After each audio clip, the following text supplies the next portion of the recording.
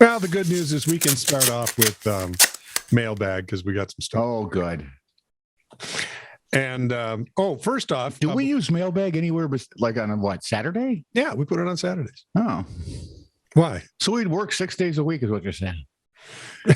This is like when I first started in radio.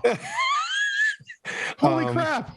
You know, I don't think I'm letting any cats out of the bag. No wonder they can't go anywhere. We spend an hour every day or two once a week recording these shows. I'm working 6 days a week. What the hell?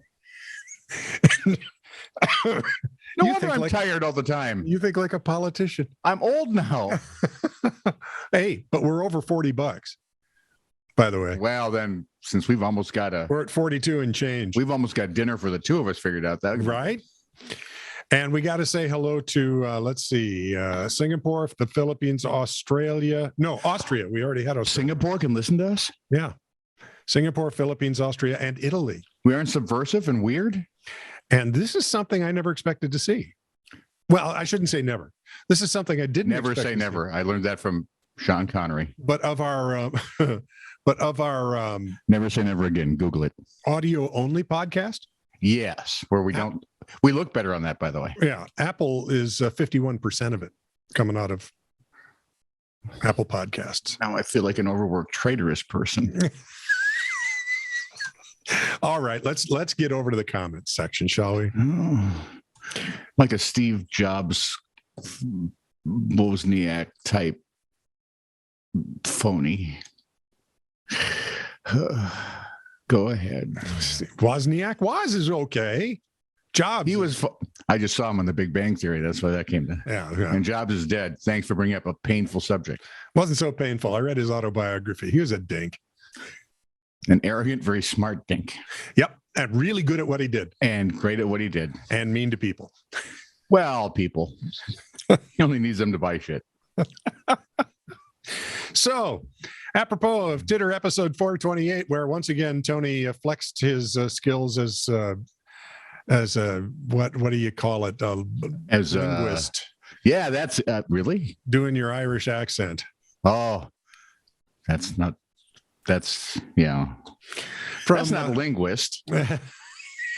From our man in Liverpool, Patrick you heard a spinning noise that was John Byrne, Frank Gorshin.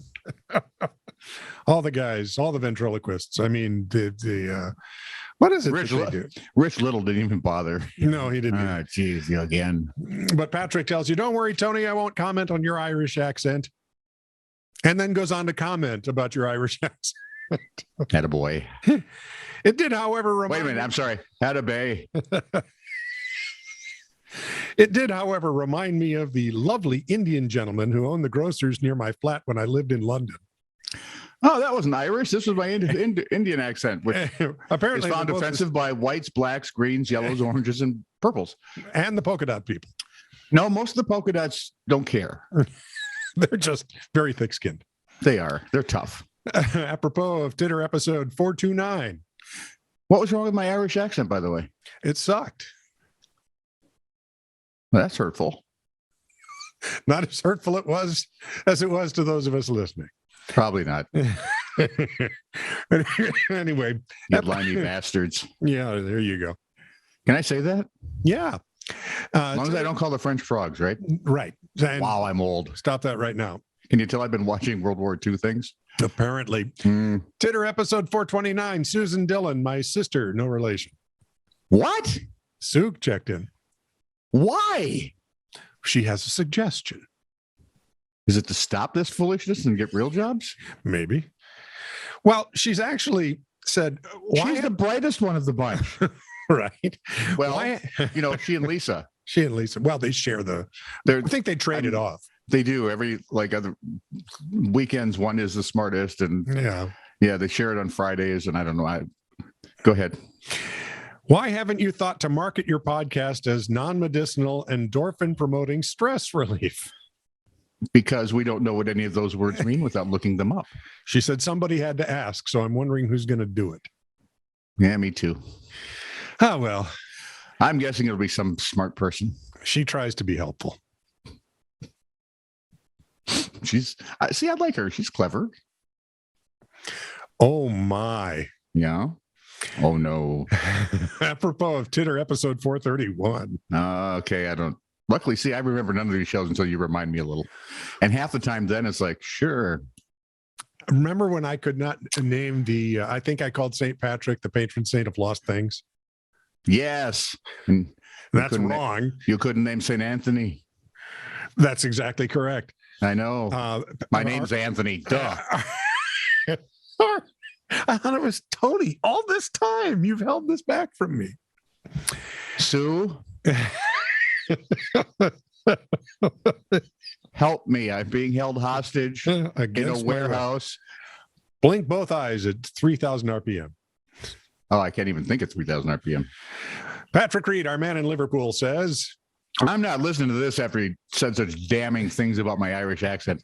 It's a fine accent. It sounded almost Irish.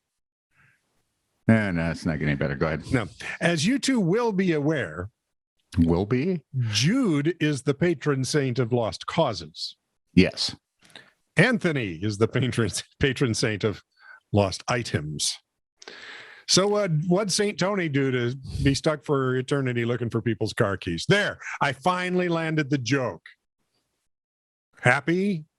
He could have done better. Let's see. And what did I do? Because I am actually, in real life, I am the patron saint of losing car keys. Cell phones, eyeglasses. Are you a sub-saint or a sous saint? Sous saint. It's kind of like a sous chef, but for saints. No, because then I'd have to live in Michigan. Oh. And hang out with Marie. I don't know if we did this one before, but episode 427 from my brother Chris. Of course we did, because we're past 427 episodes, so we've done it before. Remember the snake head in the meal? And I said, well, you stick a little cream cheese in their mouth, maybe some jalapenos, you get snakehead poppers. Yeah. Chris says they taste just like chicken. He would say that. He would. He's that kind of doofus. But he's ours. And we have no idea what he's thinking ever. We're grateful? Sure.